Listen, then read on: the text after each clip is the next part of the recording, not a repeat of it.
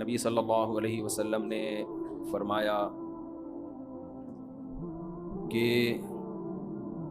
لیلۃ القدر میں یہ دعا زیادہ پڑھا کرو، اللہم انک عفو تحب العفو فاعف عنا۔ اے اللہ تو معافی کو پسند کرتا ہے، سراپا معافی ہے، بس تو ہمیں معاف کر دے۔ قرآن میں 2 جگہ اللہ نے لیلۃ القدر کی فضیلت بیان کی، ایک سورہ دخان میں اور ایک سورہ قدر میں۔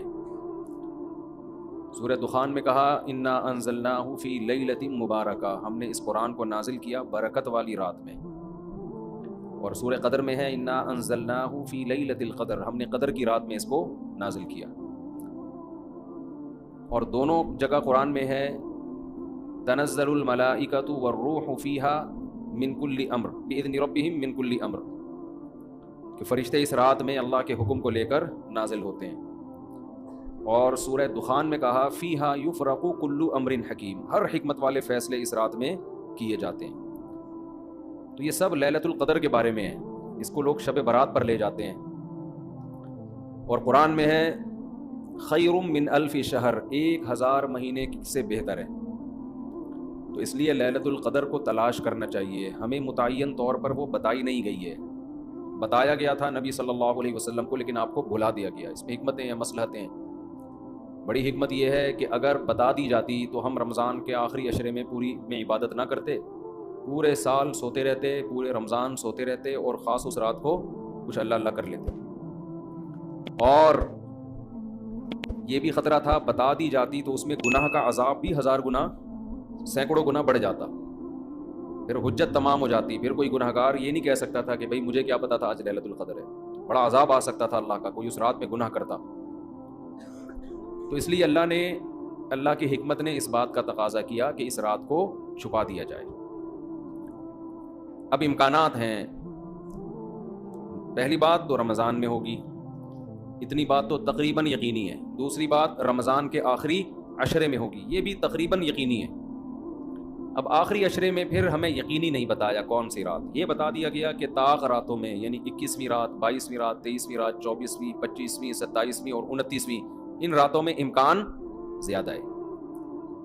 اور بعض حضرات کے نزدیک 27ویں میں امکان اور بھی زیادہ ہے، بعض حضرات کا موقف ہے، لیکن یقینی بات نہیں ہے۔ تو طاق راتوں میں یعنی کوشش تو کریں رمضان کے آخری عشرے میں عبادت کریں، ورنہ کم سے کم آخری درجہ کیا ہے کہ رمضان کی طاق راتوں میں خود بھی نماز، تلاوت اور دعا میں دل لگائیں، اور اپنے گھر والوں کو بھی نمازوں اور تلاوت میں لگائیں، دعاؤں کو، بچوں کو بھی لگائیں، اٹھایا کریں رات کو جا کے کہ بیٹا اٹھو، تھوڑا اللہ اللہ کر لو، نماز پڑھ لو، کچھ اللہ سے دعائیں مانگ لو۔ دعا کو بہت فوکس کرنا چاہیے، آج کل دعاؤں کو چھوڑ دیا بالکل، حالانکہ سب سے بڑی عبادت ہی دعا ہے۔ دعا میں اللہ اور بندے کا جو کنیکشن ہوتا ہے نا، وہ نماز میں بھی نہیں بنتا، وہ تلاوت میں بھی نہیں بنتا، وہ جو تعلق بنتا ہے نا اللہ اور بندے کا دعا میں، وہ کسی عبادت میں نہیں بنتا۔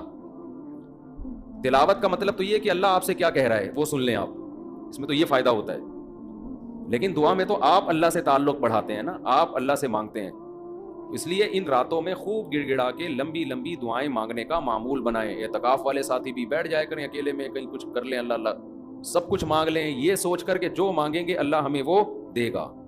جب انسان مانگتا ہے نا پتہ نہیں ملے گا نہ ملے، تو پھر ملتا نہیں ہے۔ اللہ کہتا ہے جب تو تیرا میرے بارے میں یہ نظریہ ہے کہ میں دیتا ہی نہیں ہوں، تو پھر مانگتا رہے بیٹھ کے، میں نہیں دوں گا۔ اللہ میں استغنا بہت ہے، اللہ کا معاملہ یہ ہے کہ اللہ میں استغنا بہت ہے۔ اللہ کے سامنے جھکو گے تو وہ چھپڑ پھاڑ کے دے گا، تھوڑی سی بھی اکڑ دکھاؤ گے تو پھر اللہ کا کچھ نہیں بگاڑ سکتے، پھر خود ہی رلتے رہو گے، ساری زندگی برباد ہوتے رہو گے۔ جیسے نبی صلی اللہ علیہ وسلم نے ایک بوڑھے کو بخار میں دیکھا، فرمایا کہ طہور، یہ بخار تمہارے گناہوں کو معاف کرے گا، خیر برکت کا ذریعہ ہے۔ وہ بیچارہ کہیں غصے میں تھا، اس نے کہا یہ بڈھے کو تنگ کرنے کے لیے آیا ہے۔ آپ نے فرمایا اب ایسا ہی ہوگا، یہ گناہوں کی معافی کا ذریعہ نہیں بنے گا۔ تو دعا میں مانگیں یہ سوچ کر کے یقینی طور پر اللہ میری دعا کو قبول کرے گا، اور بار بار مانگتے رہیں۔ مانگیں کیا، یہ بڑی پرابلم ہے، یہ بڑا مسلمان کے ساتھ مسئلہ ہے۔ بھائی بڑی بڑی چیزیں مانگیں اللہ تعالیٰ سے۔ سب سے بنیادی ضرورت ہماری کیا ہے؟ فمن زحزح عن النار وادخل الجنۃ فقد فاز، جسے جہنم کی آگ سے بچا لیا گیا اور جنت میں داخل کر دیا گیا، وہ ہے اصل کامیاب۔ یہ مانگو اللہ تعالیٰ سے، اے اللہ مجھے جنت مانگنے کا مطلب پتہ ہے کیا ہوتا ہے؟ یہ نہیں ہوتا کہ میں انہی بدماشیوں میں رہوں لیکن آخرت میں مجھے معاف کر کے جنت میں داخل کر دینا، یہ قطعاً مطلب نہیں ہے۔ جنت مانگنے کا مطلب یہ ہے کہ اللہ وہ کاموں کی توفیق دے دے جن کی وجہ سے جنت ملتی ہے. یہ تو بہت کفر ہے ایک طرح کا کہ میں رہوں ایسے ہی, اور یہ تو گویا اللہ کی آیات کا مذاق اڑانے والی بات ہوگی. تو ہدایت مانگے, ہدایت, سیدھا راستہ, ایسا راستہ کہ جس پہ چل کے کیا ملتی ہے, جنت, اس راستے پہ چلا دے. یہ سب سے زیادہ مانگا کریں. اور جو دین کے کام میں لگے ہوئے ہیں, مبلغین ہیں, علماء ہیں, دینی مدرسے کے طلباء ہیں, وہ ایک اور دعا بہت زیادہ مانگا کریں, کیونکہ ان کو صرف جنت تھوڑی چاہیے, ان کو تو یہ چاہیے کہ ہمیں اللہ نے پیغمبروں کا وارث بنایا ہے, تو ہم سے اے اللہ تو دین کا کام بہت زیادہ لے لے, جو ہمارا مقصد ہے, ہمارا ہدف ہے. اگر ایک عالم کاروبار کامیاب کر کے چلا گیا تو یہ کون سا تیر مار لیا اس نے, یہ کوئی اس کا اصل کام تھوڑی تھا. ایک عالم شادی کر کے 4 شادیاں کی اور دھڑا دھڑ بچے پیدا کر کے دنیا سے چلا گیا, کام تو یہ بھی اچھا کیا اس نے, لیکن یہ اس کا اصل ہدف, یہ تو کوئی بھی کر سکتا ہے. یہ تو ابو ظہبی کے جو سابق بادشاہ تھے, ان کے میرے خیال ہے 100 کے قریب کہا جاتا ہے بیٹے تھے ان کے, دھڑا دھڑ شادیاں کی انہوں نے. وہ لوگ تو پھر طلاقیں دے دے کے بھی کرتے رہتے ہیں نا عرب بادشاہ, انہیں کوئی نہیں پوچھتا کہ طلاق دے بھی آپ اور نہیں, یہ گھر کا شروع کر دینا, پٹو گے برے طریقے سے. ویسے بھی شریعت میں پسندیدہ کام نہیں ہے طلاق دینا, لیکن عرب لوگوں کے پاس پیسہ بہت ہے, وہ بھائی ایک بیوی کو طلاق دی, بھائی بنگلہ دے دیا, وہ خوش ہوتی ہے, چل بھائی بنگلہ ملا, ایک اور شادی کی, تو ان کے ہو جاتے ہیں 100. تو عالم کا اصل کام کیا ہے, اللہ اس سے دین کا کام لے. جیسے پیغمبروں کو دنیا میں بھیجا گیا دین کی خدمت کے لیے, وہ اگر وہی نہ کریں تو پھر ان کا مقام اور مرتبہ ہے, ظاہر ہے ان کا مقام کس لیے, دین کی خدمت. تو جو دینی مدرسوں کے طلباء ہیں, علماء ہیں, ان کا تو یہ فرض ہے کہ اتنا مانگے اللہ سے کہ اللہ ہماری صلاحیتیں ضائع نہ ہوں, تو ہم سے دین کا بہت زیادہ کام لے لے. عامی آدمی بھی یہ دعا مانگ سکتا ہے, لیکن طلباء اور علماء کے لیے اس کی اہمیت زیادہ ہے. تو اس میں ہمارے حضرت یہ دعا بتایا کرتے تھے, اے اللہ اخلاص کے ساتھ کام لے لے دین کا, کیونکہ دین کے کام میں بہت دفعہ ریاکاری آتی ہے. کام دین کا ہوتا ہے, لیکن پھر آدمی کی اپنی انا شامل ہو جاتی ہے, اپنی پبلسٹی, میں بڑا بن جاؤں, میری پروموشن ہو, مجھے لوگ واہ واہ کریں, یہ نفس کی خواہش اس میں کیا ہوتی ہے شامل, اور اس سے دین کا کام تو ہو جاتا ہے, آپ کو قیامت کے دن ٹکے کا بھی اجر نہیں ملتا. کیوں؟ حدیث میں آتا ہے ان اللہ رب یؤید ھذا الدین برجل فاجر او کما قال صلی اللہ علیہ وسلم, اللہ بعض دفعہ کسی فاسق سے بھی دین کا کام لے لیتے ہیں, اس کا اللہ کی نظر میں مقام نہیں ہوتا, لیکن بعض دفعہ کام اللہ اس سے لے لیتے ہیں, ہو جاتا ہے, لیکن مقبول نہیں ہوتا وہ.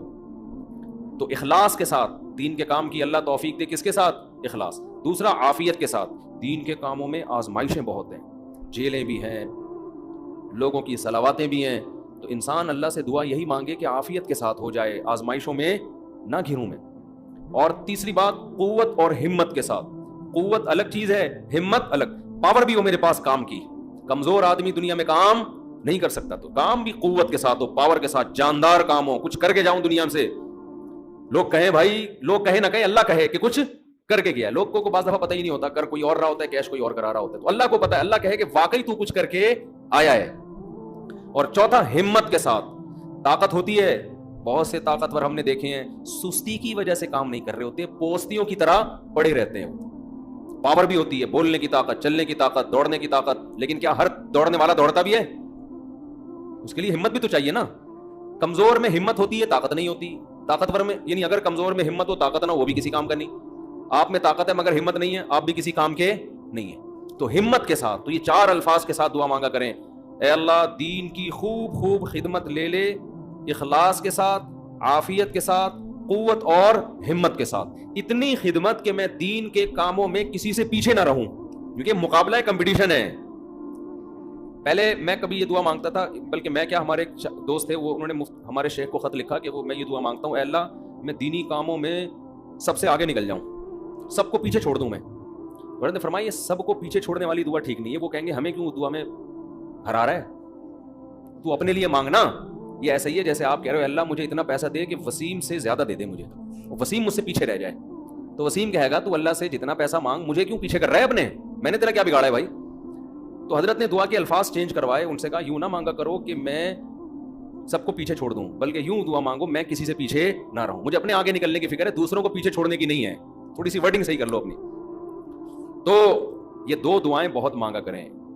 اپنی اولادوں کے لیے مانگ لیں, مجھے ایسی اولاد دے دے جو نیک اور صالح ہو, دین کی خدمت کرے. اللہ کی نظر میں دیکھو, آپ کی اولاد مالدار ہے نا, آپ تو خوش ہوتے ہیں میرا بچہ کتنا بڑا بنگلہ, اللہ کی نظر میں اس کی ویلیو 2 ٹکے کی بھی نہیں ہے. اگر اللہ کی نظر میں ان پیسوں کی, گاڑی بنگلے کی کوئی 2 ٹکے کی حیثیت ہوتی نا, تو موسیٰ کلیم اللہ کو اللہ سب سے زیادہ مال دیتا, سب سے زیادہ مال. اور فرعون تانے کیا دیتا تھا حضرت موسیٰ کو؟ مسکین. اس کے ہاتھ میں سونے کے کنگن نہیں ہے، میرے ہاتھ میں سونے کے کنگن، میرے پاس باغات جن کے نیچے نہریں بہتی ہیں، موسیٰ کے پاس کچھ بھی نہیں ہے، مسکین۔ آپ اپنی اولاد کو چاہتے ہو کروڑ پتی بن جائے، دولت مند بن جائے، یہ ابے بھائی مسافر خانہ ہے، لعنت بھیجو یار، بن جائے تو ٹھیک ہے، میں نہیں کہہ رہا ہوں ان کو غریب لاوارث چھوڑ کے جاؤ، فوکس کس کو کرو بھائی، نیک بن جائے، دیندار بن جائے، پرہیزگار بن جائے۔ اگر پرہیزگار بن گئی نا، اللہ پہ اعتماد اور تعلق ہو گیا، سوکھے ٹکڑوں میں بھی آپ کی اولاد خوش رہے گی۔ اور اگر پرہیزگار نہیں بنی تو میں نے کروڑ پتی باپ کو دیکھا ہے جس نے کروڑوں روپے کی جائیدادیں بچوں کے لیے تیار کی، اور وہی بچے باپ کو صبح شام ٹینشن بھی دے رہے ہیں اور خود بھی ڈپریشن کی گولیاں کھا رہے ہیں، وہ دین نہ ہونے کی وجہ سے۔ تو لیلۃ القدر میں کیا دعائیں مانگنی ہیں؟ 2 دعاؤں کو فوکس زیادہ کرنا ہے، ایک ہدایت اپنے لیے بھی، اپنے ماں باپ کے لیے، بیوی اور بچوں کے لیے، اپنے بہن بھائیوں کے لیے، اور ان کی ازواج اور ان کی اولاد، یہ آپ کا فیملی کی کیا ہو گئی؟ کمپلیٹ۔ یوں دعا مانگے، اے اللہ عافیت والی زندگی دے، سیدھے راستے پہ چلا دے مجھے، میرے والدین کو، والدین میں باپ دادا سب آ گئے، نانا نانی سب آ گئے، میرے والدین کو، میرے بیوی بچوں کو، میرے بہن بھائیوں، ان کی ازواج اور ان کی اولاد، ازواج میں شوہر اور بیوی دونوں آ گئے ہیں، تو یہ آپ کی فیملی کیا ہو گئی؟ کمپلیٹ۔ تو یہ سب کے لیے دعا کر دی۔